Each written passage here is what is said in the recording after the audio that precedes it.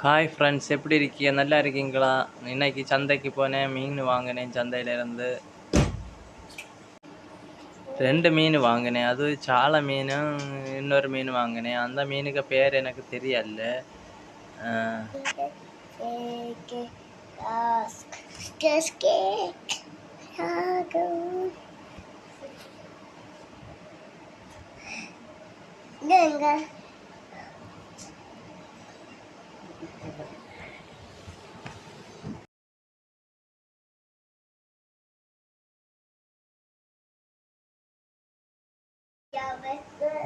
இந்த மீனை தொலி எல்லாம் உரித்து கட் பண்ணி அந்த பீஸ் பீஸாக கட் பண்ணினேன்.